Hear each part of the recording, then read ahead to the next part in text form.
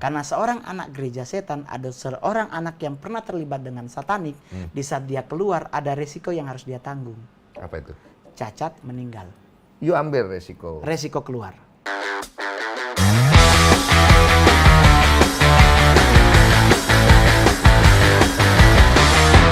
Jadi ternyata untuk jadi seorang stand up comedian itu pengetahuannya harus bagus. Yoi, Bang. Tapi kita nggak mau ngobrolin ke situ. Ya. Karena tadi kita sudah bercanda terus. Ya. Kita mau ngobrolin tentang Children of God. Oh, si Ogi. Oke. Children of God ini adalah sebuah sekte. Ya, sekte. Betul ya? Betul. Di mana sekte ini memiliki gereja. Dia Gereja- punya gedung. Betul. Nah, Tapi kalau untuk Indonesia, saya kurang punya data. Karena Oke. itu kan is my mommy, it's not Oke. me. Oke. Tapi kalau di luar negeri, Ya. mereka udah punya gedung. Oke. Dia punya gedung. Struktur disebut punya. gereja juga. Temple ada yang disebut, kan masalahnya di luar negeri kan tidak pakai gereja. Oh, temple. Ya, ada yang pakai temple, ada pakai church. Ada. Kalau orang bilang gereja setan itu masuk ke situ. Gereja setan lebih di atas lagi sebenarnya kalau menurut Mongol sih. Kalau menurut Mongol. Oke. Karena gereja setan dengan Ciogi perbedaannya lumayan menyolok. Beda banget, Bang. Apa bedanya? Bedanya dari sisi pengikutnya aja, Children of God orang tua. Oke. Generasi muda paling hanya berapa persen. Oke. Tapi kalau Church of Satan 99,9% harus young people. Nah, lu tadi lu adalah bagian dari apa awal Church of dulu? Satan. Mak gua yang Ciogi. Mamaku elder Ciogi. Elders tuh penatua kalau bahasa sekarang. Iya. Jadi mamaku merupakan salah satu pengerja Ciogi Sulawesi Utara. Oke. And Cuma then- kamu nggak tahu. Enggak. Kan di cerita itu Mongol itu baru tahu itu ibu pas ibu sudah Mati, hari meninggal. Itu kamu umur Hari kedua, 4 tahun. 4 tahun. 4 tahun. masih ingat momen Masih itu? ingat banget. Di situ kau di podcast sama Mas Dedi itu beneran. Jadi begini, Bang. Jadi di saat mamaku posisi dipasung, Iya. itu dari Mongol kecil udah tahu. Iya. Tapi gua nggak tahu kalau itu nyokap. Gua nggak tahu banget kalau itu mamaku. Kamu melihat seorang wanita dipasung Iya. dari Aku kecil. tahu itu kakakku. Dia dipasung. Iya. Dipasung gimana? Diikat pakai rantai anjing. Tapi kita takut disomasi sama rantai anjing. Enggak apa-apa. Gue Nggak apa-apa. pikir takut disomasi lagi. Enggak, karena Takut- ini kan bukan manusia kan? Ya kan perwakilan rantai anjing ini. tidak ada ke situ. Iya, jadi tidak ada. Mongol lahir di handle oleh Oma. Ini Oma, ikut Oma ya. Oma Oke. dipanggil Mama. Sama Mongol dipanggil Mama. Mama. Oke. Gua panggil Akang. Akang itu kalau bahasa Medan mungkin kayak bahasa Padang ete, kakak perempuan. Kakak. Jadi Mongol waktu kecil itu taunya Oma itu ini Mama. Mama. Terus si yang dipasung ini kakak. Kakak perempuan. Lihat, Lihatlah. tiap hari. Karena Mongol yang ngantri makan kan? Tiap hari. Yoi. Kurang lebih 4 tahunan kok di sana. Saksi hidupnya banyak, Bang. Abang boleh riset. Terkenal nyokap gue. Antar makan. Yoi. Bagaimana kondisinya waktu diantar makan? Gemuk, Bang. Oh gemuk ya. Karena kan diikat. Iya. Nggak punya Di aktivitas lantai lain. begitu? Iya, di rantai. Ditaruhin kayu, terus diikat pakai rantai anjing. Oh iya, itu kayu. Ya. kayu. Oh. Terus Tangan udah. tidak ya? Enggak. Jadi nggak bisa lari ya? Jadi Mongol umur 4 tahun itu mau nganterin makanan ke Akang. Kakak lah. Ya, kakak. Dia udah rubuh. Udah tumbang nih, Bang. Dibangun-bangunin, nggak bangun. Mongol panggilin Oma. Oma datang, Mongol ke sekolah. Nah, pertanyaannya orang nanya, kok umur 4 tahun udah sekolah? Nih mohon maaf, Bang, di kampung kami, sekolah cuma ada 1. Ya. Kita umur 4 tahun ikut masuk sekolah, tapi belum siswa. Oke. Kita ikut dalam belajar, Bang, ini Budi A, B, C sampai Z. Cuma belum siswa. Belum. Ya. Nanti umur 5 tahun gua baru punya jadi siswa. Ibaratnya TK sih Iya, sebenarnya. tapi kan nggak ada TK, Bang. Orang TV aja cuma 1. Iya, paham. Antenanya lebih tinggi Iya. antena. Kalau orang gitu, hidup Bang. di zaman dulu dia ngerti kok itu. Iya. Jadi dengan kondisi itu, gua memang udah umur 4 tahun itu udah masuk sekolah, tapi belum siswa. Iya. Nah, di saat nyokap gua meninggal tersebut, besoknya baru Oma ngomong. Ini Oma mau bilang Pangana. Oma mau ngomong, mau kasih tahu nih buat Mongol gitu kan. Bahwa kita ini nganape Oma, bukan nganape Mama. Oke. Nganape Mama yang ini. Kasih lihat tuh, maksudnya ditunjuk yang itu, yang putih. Sudah mati. meninggal. Udah hari kedua. Apa di Nggak ada. Hah? Nggak ada, Bang. Apa sih? Tidak ada apa-apa. Demi Tuhan nggak ada. Terus. Gue tidak merasa seperti kehilangan sebuah sosok, tidak. Tapi kan kok yang antar makan? Ya kan semacam kewajiban adik kepada kakaknya. Cuma kan pasti ada rasa kedekatan ya. Mau Enggak. Jujur, enggak. Tuh cicak sampai bunyi loh. Tapi gue boleh jujur, 5 bulan sebelum oma gue meninggal, tiap hari 2 hari sekali dia telepon minta maaf. Siapa minta maaf? Oma. Kenapa? Yang semuanya dia minta maaf. Mungkin oma dulu begini, pokoknya pulang Jo, oma sok kasih ngana petana, begini-begini. Om merasa bersalah? Bisa jadi. Yang pasung mama dulu siapa? Oma Kenapa dipasung? melakukan sebuah kesalahan.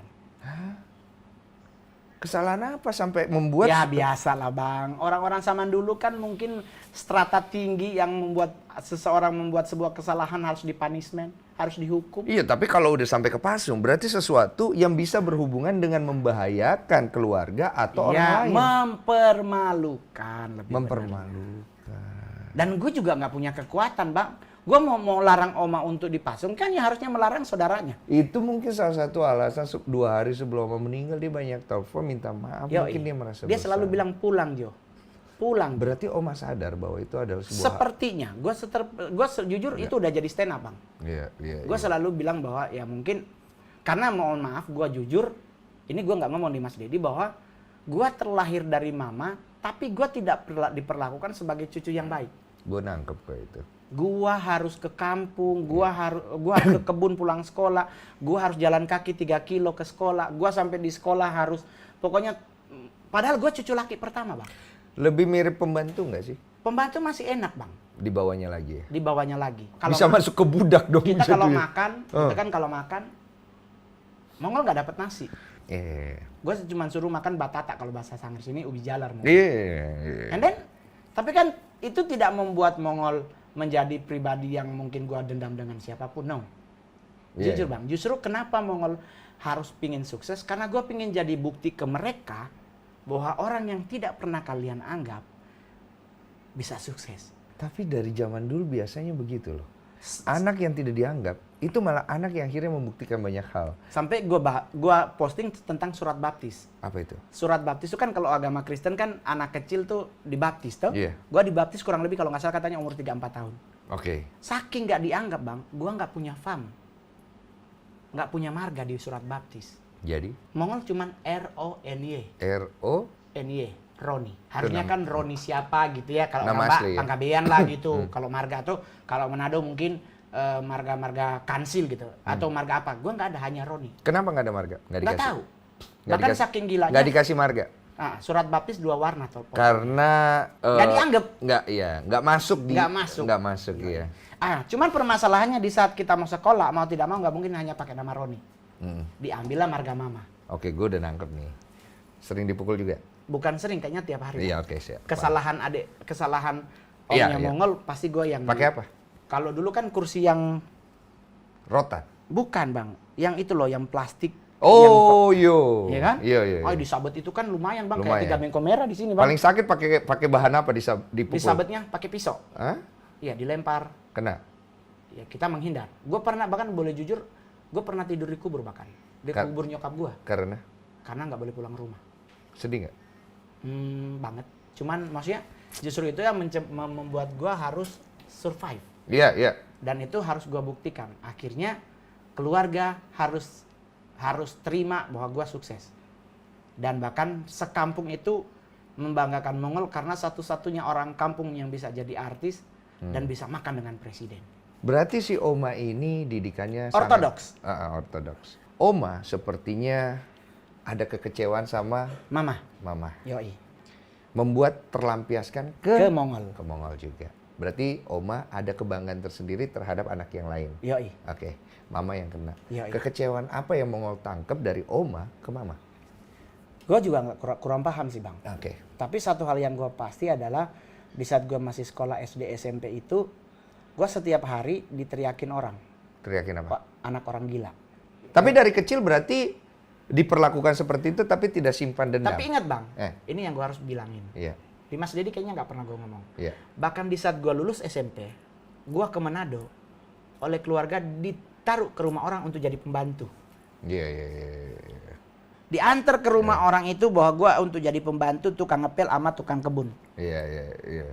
Dan ternyata di sini yang gue selalu bilang, Tuhan tuh maha adil.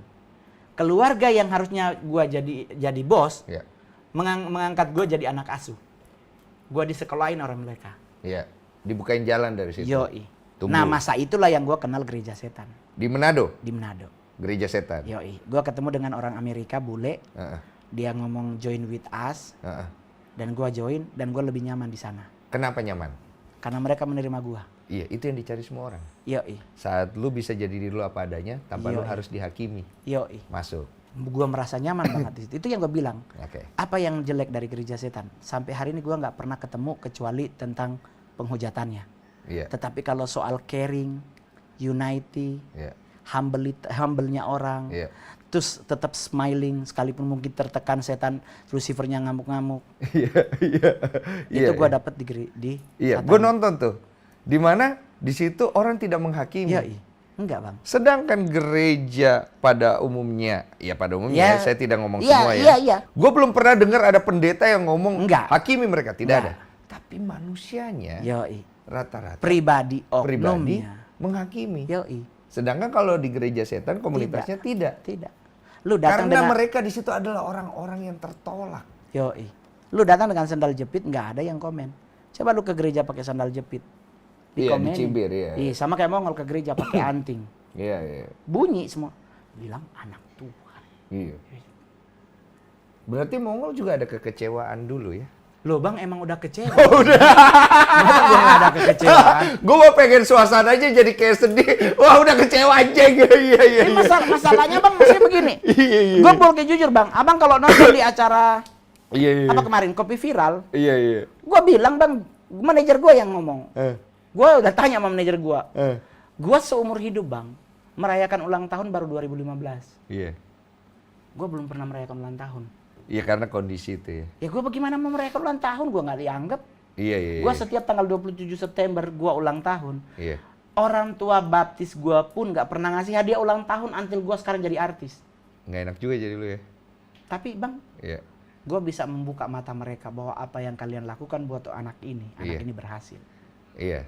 Berarti Tuhan mengasihimu. Yo, Karena Tuhan itu melihat mengizinkan. hati. Iya. Dia melihat hati. Yo, Ica. Hati orang yang tertindas. Yo, Dan yang satu gue petik tadi bagus banget. Susah loh dengan kondisi kayak gitu untuk bisa menerima keadaan. Yo, Karena rata-rata orang susah dikit aja sudah marah-marah dan ngedumel dan menyalahkan. Tuhan. Betul. Tapi kalau Mongol sendiri berusaha untuk bisa menerima kondisi seperti itu. Berarti kalau ditanya tentang perasaan, hancur dong. Hancur sekali. Pasti Bang, bukan hancur lagi, Iya. gerowak Bang. Gerowak, iya. Memang udah tiarap, bukan. Jadi karena begini, di saat kita diperlakukan seperti itu, akhirnya Mongol ketemu bule. Diajak join with us, satu hari dua kali ketemu, kok enak banget merekanya. Caring mereka tuh setiap kali ketemu Dia memperlakukan lu seperti manusia. iya, dia selalu nanya, are you okay? Dia peduli. Dia selalu nanya, kamu baik-baik? Cerita kalau ada something. Nah, kalau kita ngomong ke gereja, ke pribadi orang yang satu iman dengan Mongol, maksudnya ke gereja, dia nggak cerita orang sih Bang. Tapi yang ada langsung menghakimi. Berarti lu harus cross check diri Mongol. Mungkin lu luka batin. Ya ampun, kan ini kita justru datang karena kita udah kecewa, berarti luka batin. Harusnya kan lu balut, jangan lu korek. Iya, oke. Kan kayak luka, lu korek ya bernanah jadi. Kita tidak ngomongin semua orang Ya, di gereja. tapi kan umumnya, Oknum. Jadi Iya. di saat itu terjadi dan Mongol harus merasa penerimaan dari sebelah lebih indah, ya Mongol join with us. Oke. 3 bulan kemudian gua ditabiskan menjadi LC, Apa ya sih? Leadership Committee. Kok bisa? I'm smart. Asik. Ini ya, multi level marketing ya, nyari-nyari orang ya.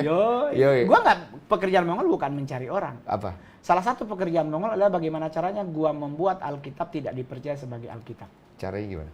Gua rombak. Bagaimana? Gua merombak doa Bapa kami. Jadi? Ingat kan Bapa kami yang di surga. Bahasa Inggrisnya tahu kan Bang? Our Father in heaven. Hallowed by thy name. Yeah. Yang gue rombak apa? Our Father-nya. Jadi? Eternal Father. Padahal yang benar Yesus bukan Eternal Father. Bukan.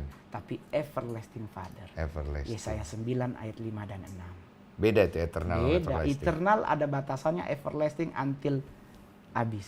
Dengan merubah hal itu, Leadership. Ditabiskan. Oke. Jadilah gua orang kedua di Asia. oke. Visi misinya datang dari seorang bule itu.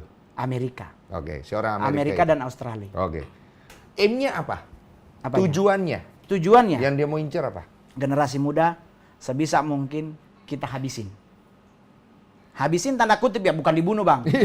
Jangan bilang dihabisin mau dibunuh, enggak. Kita sebisa mungkin influence.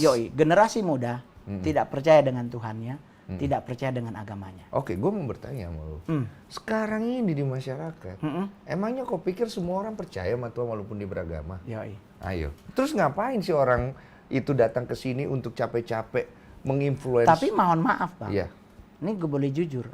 Generasi muda saat ini adalah generasi yang kalau tidak segera dilakukan perombakan oleh agama di Indonesia, 15 tahun kemudian kita akan kehilangan generasi muda yang percaya Tuhan. Dari mana ngeliatnya? Bang, gue boleh jujur, tanyain generasi muda, lu ngegandrungin pendeta siapa? Banyak yang tahu mungkin pendeta siapa? Tony Daud, Ya, berapa banyak? Philip Mantova. Sekarang gereja di Indonesia pendetanya ada berapa banyak? Banyak sekali. Kalau cuma 10 bang, coba lu tanyain pemain bola. Oh ya, lebih tahuan itu. Yoi. Kalau misalnya Setidaknya kan begini bang, kehilangan figur yang dia bisa pegang. betul. Tapi kalau orang tua nih mohon maaf, Iya. dia mencintai Ustadz Abdul Somad. Sampai dia dipanggil Tuhan, dia akan tetap gandrung dengan Abdul Somad. Sekalipun kiri kanannya ngomong Ustadz Abdul Somad tuh begini. Iya. Tapi coba anak muda. Itu sampai di situ gue paham tuh. Nah, Artinya kan dengan usia, tingkat kelabilan seseorang itu berkurang. yoi. Bukan tidak dipungkiri ada yang sudah tua tapi masih labil ada, tapi mohon sedikit. maaf, orang tua tidak pernah labil. Tapi? Orang tua mengalami fase yang namanya childish again. Childish again. Tapi masuk Fase kekanak-kanakan. Iya, tapi di usia tertentu Iya, juga. iya. Kalau masih di 30, 40, 50 gue pikir belum. Ya, Mungkin tapi udah kan lewat mohon usia. maaf nih bang. Emang 30-40 nggak ada sisi childish? Ada. Bukannya abang juga sukanya dipeluk? Iya, suka. Berarti- Cuma kan yang mana yang lebih menonjol di fase usia itu kan. Nah, yang jadi masalah sebenarnya ke generasi mudanya. Iya. Kehilangan jati diri itu paling berbahaya dibandingkan kehilangan jati iman. Betul. Karena di jati dirimu terbentuk menjadi sempurna, imanmu menjadi luar biasa. Tapi bagaimana dia bisa kehilangan jati diri sedangkan dia sendirinya lagi mencari? Agama menerima tidak generasi muda menjadi sesuatu yang hebat? Ini mohon maaf bang, di gereja aja dari 100 gereja kurang lebih hanya 40% yang menerima generasi muda naik panggung. Maksudnya gimana? Melayani di gereja mayoritas diisi oleh mereka yang sudah senior. Ya pasti ada alasannya lah. Emang nggak boleh anak muda? Boleh. Cuma kan pasti ada alasannya dong. Kenapa Nah lebih justru gereja, seumpama gereja tidak menerima anak muda berkarya, anak muda keluar cari tempat yang mau menerima mereka untuk berkarya. Tapi tetap tidak make sense ketika gereja tidak mau menerima anak muda tidak berkarya. Nggak mungkin. Ya. Di sini gue pasti debat nih. Karena gue yakin pasti mereka punya alasannya. Oke, kita sambungin Nah dulu sekarang alasannya kenapa bang? Apakah karena dia belum punya pengalaman? ya. Satu. Hah. Kedua, panggungnya nggak cukup. Enggak juga bang. Iya, panggungnya nggak cukup. Ingat Pak. loh, regenerasi sebuah pelayanan tidak ke orang tua. Lu harus melibatkan generasi muda karena the next stepnya mereka yang akan maju. Betul. Udah begitu, kalaupun menggunakan anak muda, jangan cepat menghakimi dan selalu melakukan nepotisme. Oh, keluarga gue. Iya, gue nangkep sih sampai Ngerti situ. dong. Iya, gue paham sampai Jadi situ. maksudnya Mongol tidak melecehkan institusinya, tidak melecehkan, tapi mengingatkan pribadinya bahwa semua orang bisa dipakai Tuhan dengan cara yang luar biasa. Berarti lu banyak kecewa dengan kondisi-kondisi yang ada di dalam gereja. Yoi. Salah satunya adalah oknum-oknum Yoi, oknum saja. yang membungkus dirinya seperti seolah-olah Holy. orang. Iya, iya, iya. Ya kan? Tapi kan bukan berarti kita harus gagal. Betul. Justru dari situ gue belajar banyak. Betul. Gue belajar, gue tetap percaya bahwa segala sesuatu menjadi indah kalau kita menyertakan Tuhan. Betul. Ada berbunyi salah satunya itu adalah baiklah engkau lebih mengetahui daripada ahli-ahli kitab itu. Ya. Sesungguhnya imanmu harus lebih daripada mereka. Jadi di saat gue terpapar satanik itu bang, itu adalah momen yang paling gue rasa enak. Karena gue diterima. Gue nggak pernah dikorek masa lalu bang. Di satanik gue nggak pernah ditanya, mama lu matinya dipasung nggak? Bapak lu siapa? Nggak ada. Kan itu kasih. Justru yang itu yang Mongol bilang. Di saat kami di Lah, satanik. kenapa di dalam satanik ini, gereja setan inilah kita sebut ya, ada kasih. Nah, ini yang gue masih nggak masuk di otak gue. Donoai. Karena gue boleh jujur bang, di Iya. saat kami di satanik nih, LC ngumpul, ya kan? Kita taruh ada 17 orang. Asik. Ada satu yang bermasalah. Nggak ada kami doain, Bang. Iya. Kita tanya masalahmu apa? Oh, gue lagi butuh uang buat bayar begini-begini. Yang kita lakukan langsung nggak ada lagi. Oke, lu tetap percaya pasti Tuhan akan bantu. Nggak ada. Oke, gue punya 2 juta. Lu punya berapa? Gue punya 200. Lu skip. Lu gua gocap. Ini benar. Nah, di saat duit terkumpul, dia butuh 3 juta, kita dapat 2 juta, kita kasih. Setidaknya 90% hidupnya dari aman. Tapi itu benar, Bos. Ini gini loh, di gereja setan yang dari tadi ini belum diobrolin detail. Makanya gue pengen tahu di gereja setan yang tadi lu ngomong baru berapa hal ini benar semua. Kenapa gereja setan melakukan Jangan itu, menghakimi. Tahu nggak, Bang? Kenapa? Kenapa? Karena gereja setan tahu Yesus pernah melakukan meredakan angin di Danau Galilea. Ya kan? Yang dibangunin oleh murid-muridnya. Rabi, guru, kita udah tenggelam. Apa yang Yesus lakukan? Yeah. Dia berdiri, dia ngomong sama angin, diam, tenanglah. Baru dia tanya ke murid-muridnya, di mana imanmu? Itu dipraktekin gereja setan. Di saat orang punya masalah, bantu dulu, baru doain. Nah, saat ini gue pernah ngalamin di gereja belum apa-apa kita didoain. Kita butuh uang kos 300.000. Datang ke beliau. Apa yang beliau lakukan? Kita berdoa, Mongol. Mari kita berdoa kan gitu. Amin. Amin. Pokoknya Mongol tetap percaya mujizat itu nyata. Tepat pada waktunya Tuhan pasti akan menolong hidupmu. Ditolong nggak? Kita akan bertemu lagi pada minggu depan ibadah yang sama ya. Tetap beriman, Mongol. Udah, gue kan nggak. Lah kan gue butuh kos. Oke, gue pulang. Pulang. Ke kosan ibu kos nanya, sini kak. Iya.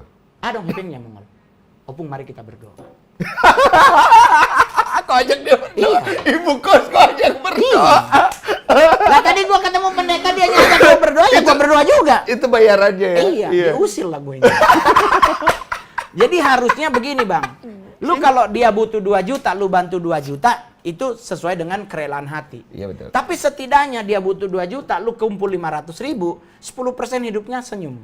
Iya. Jadi artinya ada doa, ada juga perbuatan. Iya. Nah, di dalam gereja setan itu sendiri, gue belum menemukan hal yang akhirnya membuat kenapa lu harus pergi dari sana. Ketemu. Apa Jadi itu? di saat ada satu meeting organisasi lah gitu lah, Bang. Kita main-main, ketemulah satu kalimat. If you die, you not go to heaven but go to hell. Oh, di situ. Yoi. Di saat yang bersamaan keluar sebuah buku tentang seorang ibu-ibu yang dibawa Tuhan ke neraka. Waktu itu sempat ngetop tuh buku Catherine Baxter kalau nggak salah. Bahwa dia pernah dibawa Tuhan ke neraka dan lihat di sana penyiksaan buat orang-orang yang hidupnya berdosa. Oke. Mumet otak gue, Bang. Oh, di situ. Itu umur berapa? Umur gue udah lupa, Bang. Oke. Anjing.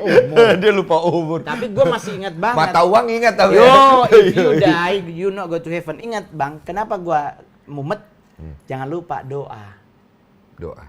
Our Father in Heaven. heaven. Berarti kan harusnya kita go to Heaven. Nah, ini kalimatnya ngomong if you die, you not go to heaven, but You go to hell. So di hell ada? Ya gue langsung mikir, Bang. Hah, jadi kita ini mau mati masuk neraka? Enggak jadi gue. Out lah. Sesimpel itu. Ya. Lu mah beruntung. It's not lucky, tapi itu kebaikan Tuhan. Asik. Itu kebaikan. Kenapa Iya, is not lucky? Karena kalau is lucky bicaranya ke diri. Iya. Tapi kalau kebaikan Tuhan bicaranya bos besar. Yoi. Karena kenapa Mongol selalu bilang kebaikan Tuhan? Karena di balik kebaikan Tuhan pasti ada perlindungannya. Betul. Karena seorang anak gereja setan, ada seorang anak yang pernah terlibat dengan satanik, di saat dia keluar ada resiko yang harus dia tanggung. Apa itu? Cacat, meninggal. You ambil resiko. Resiko keluar. Lu nggak kepikiran nanti cacat meninggal? Enggak. 2 tahun gua menghilang. Kenapa menghilang? Gua hanya di satu rumah, tiap hari gua belajar baca Alkitab. Oleh sebab itu gua udah 18 kali baca Alkitab sampai selesai. Oke. Kenapa? Ya gua harus tahu siapa Yesus, siapa Lucifer. Untuk mengatasi rasa takutmu keluar dari Enggak, gereja untuk setan mengatasi itu? otak gua yang menganggap Lucifer adalah salah satu dari 3 utama yang harus disembah. Oh, jadi di sini nih. Kan kita udah diingetin bahwa Lucifer Iya. itu bukan diusir, tapi diutus menurut mereka. Iya. Oke. Kalau di dunia satanik, Yesus itu bukan juru selamat. Dan dicari banyak literatur bahwa memang dia tidak terbukti. Dianggap sebagai seseorang yang tidak terbukti kejuruselamatannya. Jadi dia apa? Kalau di dalam itu? Di dalam satanik, Yesus layak dihujat. Oleh sebab itu dalam dunia satanik, ritual salah satunya adalah penghujatan terhadap pribadi Yesus. Dengan penghujatan terhadap Yesus, Ya dong. apa yang mereka dapatkan? Nggak ada. Mau dapat apa kekuatan dari setan? Enggak lah. Ntar dibikin salib terbalik Sekarang lah. Yesus dihujat pun juga pengaruhnya apa buat dia? Ya buat satanik kan pengaruhnya juga pasti ada lah. Anak muda kan pasti akan... Anak muda itu bang, kalau setiap kali ritual histeris. Iya, Wah, kayak orang kesurupan. ya, pelampiasannya. Apa tuh, ngomong kayak apa? Ya, Gua jadi penasaran. everything lah lo, fuck you Jesus lah segitu. Iya, kayak gitu. Iya. Gue masih nggak masuk di otak gue ada orang Adalah? yang bisa terdoktrin sampai sebegitu jauhnya untuk bisa melakukan hal yang seperti itu loh. Tapi mohon maaf bang, mungkin kalau Indonesia mungkin abang belum ngeh. Iya. Tapi kalau abang ke Amerika, Mungkin sudah sebanyak itu. Ya? Amerika open door, open house. Iya, benar sih. Open door gue bilang. Open house. Lu Open ke house. San Francisco bisa ke Black House, open house di sana bahkan. Iya. Lu mau belajar tentang siapa? Anton LaVey, Eliezer Crowley, Michael Aquino. Lu mau belajar tentang siapa? Iya. Lu mau belajar tentang siapa? Iya. Tapi jangan lupa bang, sebenarnya polemik saat ini berlaku adalah Lucifer itu siapa? Gue iniin dulu ya. Iya. Lucifer ini adalah malaikat yang kecewa, kemudian dia jatuh. Tidak dong bang, Bukannya? bukan. Oke. Lucifer adalah malaikat yang sombong. Sombong. Yoi. Dia Karena merasa dia dekat dengan Big Boss. dia dekat dengan Tuhan. Yoi. Dia adalah malaikat dekat dengan Tuhan. Yoi. Ketika Tuhan menciptakan manusia, dia merasa Oh, manusia kebalik bang. kebalik. Berarti abang baca Letter of Lucifer dong. Oke, coba. Lucifer adalah ordo dari Serafim. Ya. Di saat dia kesombongannya tinggi, Hmm? dihantam sama Tuhan. Kesombongannya dikarenakan apa? Pingin menyamai bos. Oke. Oke. Tapi kalau pribadi yang paling besarnya adalah Satan. Sebagai Lord of All. Satan ini ada di mana nih posisinya? Dari ordo Archangel. Malaikat juga? Yoi. Oke. Dia yang muncul di Alkitab di Kejadian 3, manusia jatuh dalam dosa, ada 3 pribadi. Adam, Hawa, Ular. ular. Dia nih.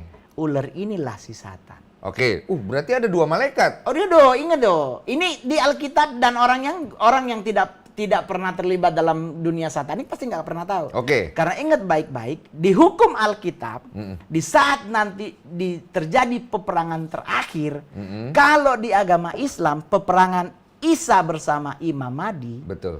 melawan seorang Dajjal. Dajjal. Di Alkitab, peperangan terakhir Yesus bersama orang-orang kudusnya melawan siapa bang? Alkitab tulis dia melawan si ular tua. Iya. Pribadi yang sama dengan Kejadian 3. Dia nggak nyari Leviathan seorang naga. Yang dia cari si ular tua. Iya, iya. Lucifer tidak mungkin membawa Tuhan dari bubungan bait Allah ke padang gurun. Iya. Di Matius 4 ayat 1 sampai 11. Iya, iya. Di Ayub 2 ayat 2 juga sama. Allah sedang duduk di taktanya, lewatlah si setan. Iya. Tuhan manggil ke dia, sini lu. Bahasa gaul nih bang. Ditanya sama bos besar, lu dari mana? Dia bilang, gua baru keliling dunia. Terus Tuhan bilang, bos besar bilang, lu lihat nggak hambaku Ayub? Nggak mungkin itu Lucifer bang. Iya, iya, iya, iya. Nah permasalahannya adalah, gue sangat setuju dengan agama, kita nggak usah mumet di hal tersebut. Iya. Karena sepertiga malaikat Tuhan dibuang jadi setan, jadi iblis, jadi demon, jadi evil. Selama ini kan mungkin yang banyak kita tahu itu cuma 1 malaikat. Ya. Yang kemudian dia dibuang dan kemudian menjadi iblis. Ya. Kalau istilahnya. Yoi. Ini kan dari penjelasan lu ada 2 nih. Loh bang, sepertiga loh. Sepertiga. Oke, sepertiganya apakah maksudnya seperti ini? Dari 1 ini, Aha. yang lain pengikutnya ikut dibuang. Rombongan dong. Rombongan Yoi kan? dong. Tapi di sini kan ada 2 nih. Ya. Yang 1 setan, Ya. yang 1 Itu si Lucifer. Lucifer. Son of morning. Son of morning. Ya. Terus mereka turun ke bumi nih. Kebuang. Kebuang. Nah, permasalahannya adalah begini bang, kalau kita nggak masuk ke situ akan menjadi perdebatan luar biasa. Iya. Berapa kali pengusiran dari surga ke bumi? Nah ini kita Menurut literatur yang kita baca, Iya. bahkan termasuk ada di Book of Enoch, 2 kali kloter pembuangan. ada 2. Kloter pertama Satan, Ya. kloter kedua Lucifer. Lucifer bareng-bareng Asmodeus, Asmodai. Malaikat Oke, itu gua ada nangkep 7 nih, ordo. maksudnya. Ada yang bilang ada 9 ordo. Iya. Tetapi ordo yang paling besar ada Archangel. Di situ Iya. ada Lucifer, ada Mikael. Iya. Nah, kalau di agama Kristen di kitab Yudas, Hmm. pernah Mikael ketemu dengan Lucifer. Memperebutkan mayat Nabi Musa. Iya, pernah. Ya. Apakah Mikael ngajak ribut sama si Lucifer? Tidak. Tidak. Karena itu bukan Lucifer, itu Satan. Mikael cuma bilang begini, biarkan Tuhan yang menghardikmu. Kenapa Mikael tidak membunuh si Satan? Karena mereka dari ordo yang sama, Archangel. Wih, jadi konspirasi setan ini ya. Iya. Jadi kalau mau belajar, Bang, kita jangan cuma ngambil cuil. Iya. Tetapi gue setuju dengan agama, tidak ngurusin yang itu. Semua dimasukin pada satu wadah, dijatakan sebagai musuh Allah. Selesai. Iya. Satu hal yang harus kita ingat, setiap kali kita dicobai oleh siapapun, Iya. yang bernama makhluk kegelapan selalu bilang cuma satu, Bang. Apa tuh? Ingat, aku diciptakan lebih mulia daripada dirimu. Oke. Kabur dia, Bang. Oke. Karena kalau lu udah mau ngomong hal tersebut, berarti lu mengklaim Iya. bahwa bos besar ada di pihakmu. Iya. Sekarang Lucifer 70 biji datang sini, berani ngelawan bos besar, Iya, gue paham. diludahin meninggal. Lucifer dan setan, kalau secara visi Kira- misi Ha-ha. berbeda nggak? Sebenarnya sama aja sih, Bang. Tujuannya menyesatkan Sama, manusia. Iya, sama. Cuman kan dari sisi kalau bicara kekuatan dan pengikut beda. Karena Oke. setiap orang punya legion yang berbeda. Asmodai kalau nggak salah 45. Oke. Kalau Mongol masih terlibat di satanik itu, gua punya The Dark Angel yang menjadi pelindung namanya Agares. Oke. Ya, Agares punya 155 malaikat kegelapan yang melindungi Mongol kemanapun Mongol berangkat. Gile. Bisa itu kayak semacam film ya? Saksi hidupnya banyak, Bang. Percaya nggak percaya Ada lo Pak itu? Richard Maramis, ada almarhumah Ibu Manuputi, ada Pak Yoakim Huang yang ada di Bandung, Ibu Megawati. Mereka saksi hidupnya. Bagaimana di saat Mongol mereka doain, nemplok di plafon rumah, nemplok di atas bubungan rumah. Sesesat itu lo dulu ya? Matanya langsung begitu. Gue takut. Bukan soal sesat itu, Bang. Aku siapa? Kamu siapa? Iya dong. Kalau cuman yang kerucuk-kerucuk, saya kalau manggilin setan kasar-kasarnya nih, Bang, manggilin The Dark Angel. Orang lain harus gambar sigil, harus gambar map itunya. Iya. Ya kan? Taruhin lilin, kelereng atau apapun. Gua enggak, gua cuman ini ngetok tembok juga bisa muncul. Sebegitunya tuh. Iya. Gua pingin abang cacat gua enggak gua pakein dukun, Bang. Hanya gua bisa nunjuk abang jatuh. Tapi kalau setiap orang itu begitu mudah untuk dibegitukan, semua bisa dong. Kan ingat, Bang, imanmu lah yang menyelamatkanmu. Oke. Berarti Jadi udah kenapa jelas. di satanik nunjuk? Karena di kitab Mazmur di Alkitab dibilang ajarilah jari-jariku untuk berperang. Oleh sebab itu kan ada larangan Nabi nggak boleh nunjuk orang untuk ngutuk. Ya kan? PA lu gitu. Nah lu nunjuk 1, 3-nya ke lu. Jadi Kalau nunjuk usahakan begini. lu begini. Jadinya gambreng dong. PAO! Langsung gitu ya. Jadi kan selalu mengingatkan bahwa yang namanya kutukan itu nggak boleh dikeluarkan oleh mulut manusia. Iya. Sumpah serapah nggak boleh keluar. Karena sumpah itu ke sana 1, 3 ke dirimu. Dan itu akan menyerang lu kembali. Yoi coy. Oke. Jadi itulah fase, Bang. Cuman kan perdebatan akan menjadi panjang. Tapi saya selalu bilang begini, selesaikan di sini, bungkus semua menjadi satu, musuh Allah. Selesai. Tetapi ingat, di saat engkau melakukan peperangan rohani, kau harus tahu siapa musuh. Ya agak susah kalau kita harus pelajarin semuanya. Undang Mongol. Anjay. Gua ajarin. Gua ajarin. Iya, Karena iya. kalau di Alkitab dijelasin, Bang, di Efesus 6, peperangan kita bukan melawan darah dan daging, tetapi melawan penguasa, pemerintah, roh jahat. Nah, gue pernah dengar ada tertulis tentang Armageddon. Itu kan akhir zaman, Bang. Ada beneran? Ada dong. Itu Apa itu? peperangan Yesus melawan dengan orang-orang kudusnya, melawan si ular Ada yang tua. bilang perang roh. Kalau rananya masuknya ke peperangan roh, bisa jadi, Bang. Tetapi masalahnya Mongol belum ke situ. Jadi kita nggak usah pikirin. Gue belum tahu. Tetapi yang harus kita ingat adalah perangnya Isa dengan Imam Mahdi melawan Dajjal itu perang roh atau perang fisik? Nah, ini kita nggak tahu nih. Itu perang yang sama. Iya. Cuman nggak kalau tahu. di Islam ada 2 pribadi, di Iya. Kristen hanya Yesus bersama Orang Kudus. Iya. Nah, apakah itu perangnya secara roh, secara fisik? Kita nggak tahu. Tapi penjelasannya kan katanya Isa datang. Iya, intinya kan endingnya Isa. Tapi ingat Bang, peperangan tersebut nggak harus hari itu juga selesai Bang. Ya. Karena dalam peperangan zaman Mesopotamia, rajanya tidak pernah ada di depan. Raja selalu ada di paling belakang. Nah, untuk membunuh Dajjal, untuk membunuh si ular tua, butuh waktu kurang lebih 3 tahun. Mudah-mudahan gua nggak salah. Oke. Berarti 3 tahun manusia di ambang kehancuran, Enggak, gua mempertahankan iman. Gue mind blowing tau nggak? Maksudnya gue ngebayangin kalau nanti perangnya kayak gimana gitu. Apa kayak di film-film? Tapi ingat Bang, Bobo pistol. Ingat Bang, kesalahan gereja Tuhan saat ini adalah di saat dia melakukan peperangan rohani, selalu menggunakan tali. Ingat gak gereja selalu kami ikat dalam nama Yesus? Iya. Selalu tali. Mereka lupa bahwa di Alkitab pun ada senjata ilahi. Apa itu? Gada dan tongkat, Mazmur. Itulah yang melindungi aku. Iya. Ada pedang, ada ketopong, ada baju sirah. Itu kan berarti persenjataan Tuhan tuh lengkap buat kita berperang. Iya betul. Kenapa cuma bawa tali? Berarti kan kita koboi dong. Bukan itu maksudnya anjing. Kenapa jadi cowboy? Lah, gue boleh jujur. Kenapa banyak pendoa yang gagal dalam doa peperangan? Kenapa? Karena hanya menggunakan satu senjata. Tali ya. Yoi. Mungkin belum dikasih pedang. Undang Mongol. Nanti dikasih pedang. Nah, bubar anjing.